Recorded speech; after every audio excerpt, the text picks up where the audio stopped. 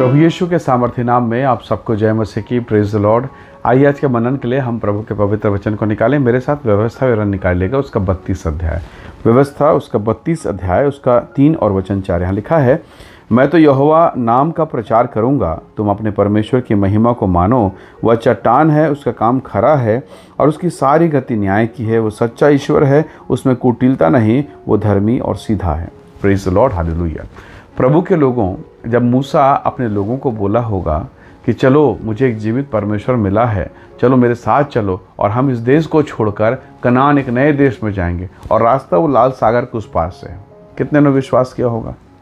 कोई नहीं। कईयों ने कहा तू पागल है, तू ठीक से बोल नहीं पाता, तुतलाता है, हकलाता है और हमसे बात करता है। प्रभु तो उससे बात करेगा, तेरे जैसे रिजेक्टेड पीस से। अरे प्रभु को अगर बात करना होगा तो उससे सुंदर अच्छा बोलने वाले से बात करेगा, तुझसे काबिल व्यक्ति से बात करेगा। तू तो खुद भगोड़ा है। कई बार प्रभु का काम हमें समझ नहीं आता। वो महान परमेश्वर, वो छोटे लड़के के रोटी और मछली से चमत्कार कर सकता है। हालेलुया। वो खाली घड़ों के द्वारा नया स्वाद देकर महिमा के साथ नया दाखरस बना सकता है। प्रभु का काम अनोखा है। हमें प्रभु का काम कई बार समझ में नहीं आता। क्या आप विश्वास कर सकते हैं कि पानी के अंदर, जमीन के अंदर पानी निकले वो ठीक, परमेश्वर चट्टान से, पर्वतों से, पहाड़ों से, पत्थरों से पानी निकाल, किसके द्वारा? आज लोग बोर खुदाई करते हैं और पानी नहीं, धूल मिट्टी निकल रहा है, हवा निकल रहा है, धुआं निकल रहा है। मूसा लाठी लेके कहता है, चट्टान पे मारता है और पानी का स्रोत निकलता, धार निकलता है। हालेलुया। ये काम परमेश्वर का है। तो कई बार हमें लगता है कि हमारा घर, हमारा परिवार, मेरा बेटा, मेरा पति ये चट्टान के जैसा, ये शराब कभी नहीं छोड़ेगा, ये व्यभिचार कभी नहीं छोड़ेगा। कई बार लगता है असंभव है प्रभु, मेरा बेटा बदल जाए, बहुत मुश्किल है, मेरी पत्नी कभी नहीं बदल सकती। कई बार लगता है। लेकिन क्या हम परमेश्वर के सामर्थ्य पर भरोसा करते हैं? यदि करते हैं तो इस बात को मान लीजिए, वो पत्थर में से पानी का स्रोत निकालने वाला प्रभु है। वो एक ऐसा महान परमेश्वर जिसका काम खरा है। जब सब कुछ घट गया और लड़ाई झगड़े की नौबत आ गई और तब कोई दौड़ कर कहता, प्रभु अब तो मुसीबत है, अब तो सब कुछ खत्म हो गया। और तब यीशु मसीह ने कहा, अपनी काबिलियत लगाओ और जाओ, इन मटकों को मुँह पानी से भर दो। उन्होंने पानी से भरा, पर अब जो होने वाला था अद्भुत था। उसी पानी को प्रभु यीशु मसीह ने बिना छुए, बिना टच करे नया दाखरस और बेहतरीन दाखरस में परिवर्तित किया। तो अगर प्रभु चाहे तो आज जिस पति के जीवन में आपको कड़वाहट, खालीपन दिख रहा है ना, अगर वो चाहे तो उसे नए दाखरस के स्वाद में परिवर्तित कर सकता है। क्या आप विश्वास करती हैं प्रभु ऐसा कर सकता है? हालेलुया। अगर आप विश्वास कर सकती हैं तो टिके रहिए। घड़ा खाली है ना, बैठे रहिए, प्रार्थना कीजिए। वो थोड़ी सी तेल, कुप्पी का थोड़ा सा तेल और थोड़ा सा घड़े का आटा से 3.5 साल उस अकाल में खिला सकता है, तो क्या प्रभु आपको नहीं खिला सकता? क्या प्रभु आप पर अपने अनुग्रह को प्रकट नहीं कर सकता? क्या प्रभु केवल सर्दी खांसी बुखार वाला परमेश्वर है? कि बड़े काम करने वाला परमेश्वर है। उसने कहा, मुझे यहोवा से कौन सा काम कठिन है। हालेलुया।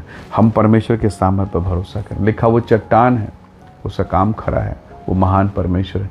इसलिए हमको परमेश्वर से बड़े बड़े कामों की आशा करनी चाहिए। प्रभु के लोगों, वो लाठी लेकर फिरौन के सामने खड़ा हो गया। आप खड़े हो पाएंगे? कभी नहीं, क्योंकि मालूम है इस लाठी से हम जीत नहीं पाए। राजा के पास तो तलवार और भाला है, लेकिन उसे मालूम है मैं जिस लाठी को पकड़ा करता था वो लाठी थी, अब जिस लाठी को मैं पकड़ा हूँ उसमें परमेश्वर के सामर्थ्य है। और इसलिए अब ये लाठी मेरी नहीं, पर मेरी लाठी अब परमेश्वर की लाठी है। आप अभी अपने जैसे दिख रहे हैं, पर आपको मान लेना है, विश्वास कर लेना है, आप प्रभु की बेटा और प्रभु की बेटी हो। आप पहले जैसे नहीं रहे। अब आपके भीतर में स्वर्ग का परमेश्वर विराजमान है और वो आपके जीवन से अपनी महिमा प्रकट करेगा। आप कहेंगे और वो अपने चमत्कारों को प्रकट करेगा। हालेलुया। इसलिए जीवन की कठिन परिस्थितियों में, विकराल दशा में भी प्रभु के साथ बने रहिए, ताकि प्रभु आपके जीवन में काम करे, आपके जीवन को अनुग्रह से भरपूर करे। उसका काम, उसका नाम, उसकी महिमा, उसकी योजना आपके जीवन प्रकट होगी। उसका नाम अद्भुत युक्ति करने वाला परमेश्वर है। इसलिए हर एक दशा में, हर एक परिस्थिति में प्रभु के नाम की महिमा करें, उसके नाम को ऊंचा उठाए। क्यों? क्योंकि वो भला परमेश्वर है और उसको काम करने दीजिए। कई बार ना हम प्रभु से खुद निराश होकर हम प्रभु से बात नहीं करते और बात करते निराशा वाली। जैसे एक लड़के के पिता ने कहा मरकुस 9 अध्याय में, प्रभु जी यदि आप चाहें, अगर आप इसे चंगा कर सकते हैं तो मेहरबानी से कर दीजिए। वो मिर्गी का मारा हुआ लड़का था। प्रभु यीशु मसीह आए, उस दुष्ट आत्मा को डांटा और वो लड़का परमेश्वर के महिमा से ठीक हो गया। हालेलुया। कई बार हमें लगता है कि शायद प्रभु ये काम नहीं होगा, मेरा बेटा नहीं सुधरेगा।